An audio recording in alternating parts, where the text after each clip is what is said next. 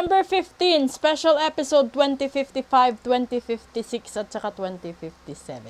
Tanungin natin yung mga buwan. Yung buwan, no? Paano ba mapadali yung pagkamit natin sa good luck at saka yung infinite possibilities na sinasabi mo? Paano at ano ba dapat namin gawin, di ba? May mga ganun. So, ask natin yung buwan. Barahan ng buwan. Kukuha tayo dito ng 3 dito. Una, bring love into the situation. So, ibig sabihin, pag-ibig pa din. Ako. Pangalawa, meditate and contemplate. And then, pangatlo, have faith in your dreams. O, di ba? Naulobat agad. O, hayaan mo muna yan. Nakikialam si universe.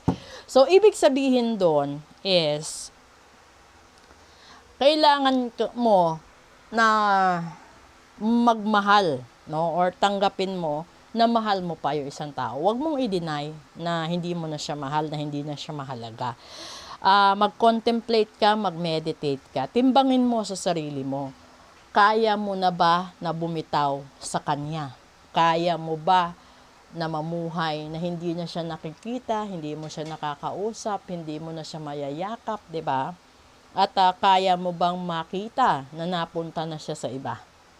May mga ganun kasing panahon. So, pero kung ikaw yung tipo ng tao na mahal mo pa siya, kahit lumipas na ang ilang taon, tapos mahal mo pa rin siya, na may miss mo pa rin siya, no?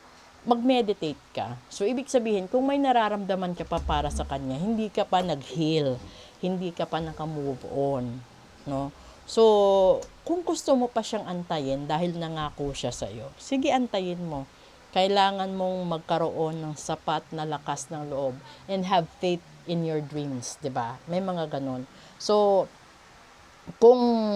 pero kung sa buhay mo, meron namang kumakatok sa puso mo, hayaan mo din na kung sa tingin mo, kasi alam nyo yan nararamdaman nyo yan. Kung sa tingin mo na hindi ka na mahal, hindi na mahalaga, parang wala nang spark, di yun na, hayaan mo na, 'di ba?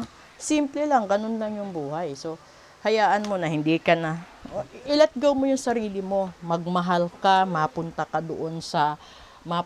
na doon sa tao na gusto mo. Kasi kung may nandiligaw din lang sa'yo or may gusto kang ligawan, pagbigyan mo din yung sarili mo na magmahal ng ibang tao.